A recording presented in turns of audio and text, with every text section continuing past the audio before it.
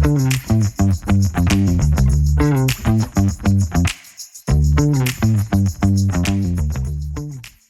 everybody, we're here in Atlanta, Georgia at the Design-2-Part show.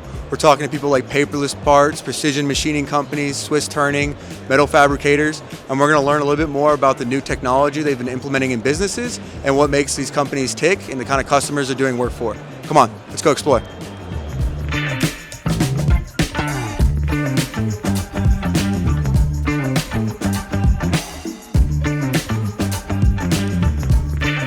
You want me to just go right ahead? Go ahead. Yeah, no, we're quoting and estimating software. We work with a lot of custom fabricators, job shops, help streamline their RFQ process, really just make it easier for them to collaborate internally, turn quotes around faster, make more efficient quotes, just save them, right here, fewer quote headaches. Paperless parts.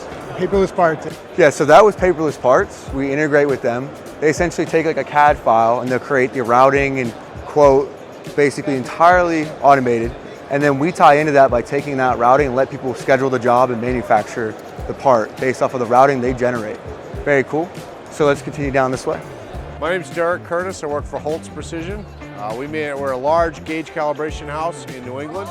We also manufacture a line of video inspection machines and the first tabletop CMM on the market.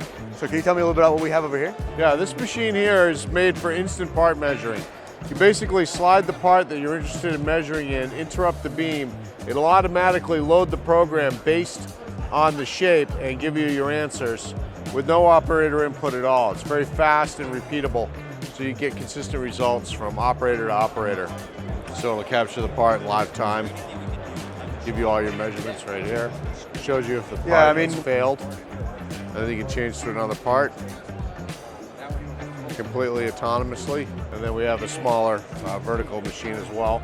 Same technology, same theory, just slightly different format. What it's doing is it's like kind of taking a look at the entire profile and has pre-uploaded programs of this part to know what dimensions it needs to measure.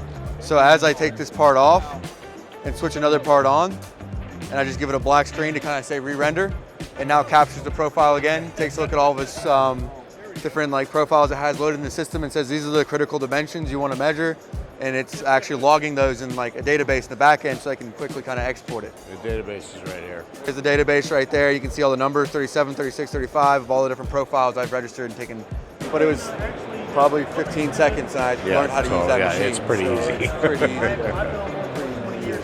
Hey guys, we're here at Design-2-Part in Atlanta, and we are kind of exploring the show, learning more about the manufacturers, but we actually have the man himself who runs the show, Rob Edwards. Hey. Good to see you. Nice to meet you. Tell us a little bit about what you do at D2P to make this happen. We are Match.com for manufacturing. We put suppliers with people that need custom parts and services.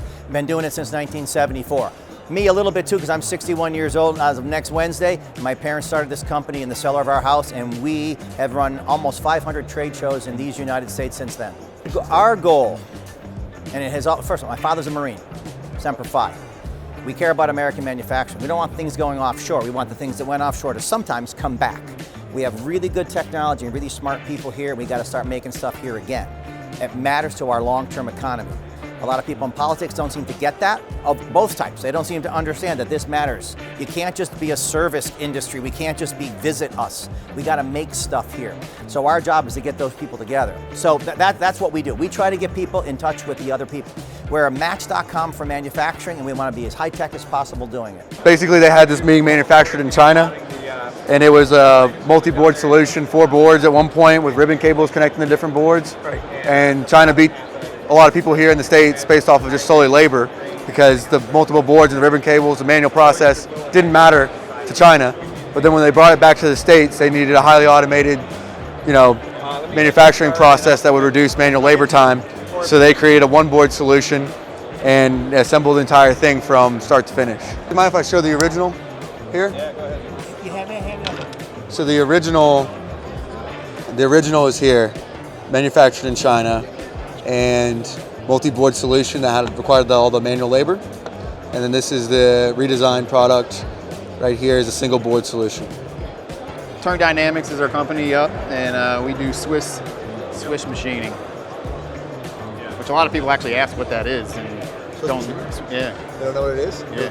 How would you define Okay, so Swiss machining lets you make very long parts, very precise, because on a normal lathe, your part is sticking out real far, so when you're cutting, you got a lot of deflection.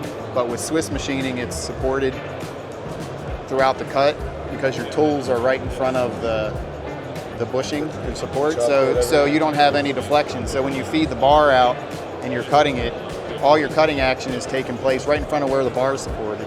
So we can make very long parts, very precise. Sure. So this is a part that somebody wants maybe a 3D scan of. We put it on this device, a turntable. This is the scanner. It projects a pattern of light on this object. The turntable rotates it every so often so it gets different views of it. And it stitches all those views into a three-dimensional point cloud of this object. And you can have it with or without the texture of the 2D color image on it as well. Oh wow, that is cool. So you can you take you can take this part, measurements and stuff off of that? we can measure that. Okay. You can reverse engineer it into a CAD drawing. You can also take this part and put it in a format that it can be 3D printed in. Okay. Here's another one over here if you want to see. We did this one earlier. This one uses a handheld. So we can take a three-dimensional scan of this while it's moving, do some modifications, flip it over, get the other side, takes a scan of that, and end up with, something like that. Can that be exported directly to a CAD system now? Not directly, but there's a process involved where you can do that. Yes. Okay, cool. Yeah. So what would be the CAD system that I want to move this into? Is SolidWorks, Fusion? SolidWorks, yes. Okay. Yep. And then I could begin doing anything with it, right? Just taking dimensions off of it, slicing it for 3D printing, anything like that? Yep, exactly. Fair enough. Yeah. That's awesome. Yeah.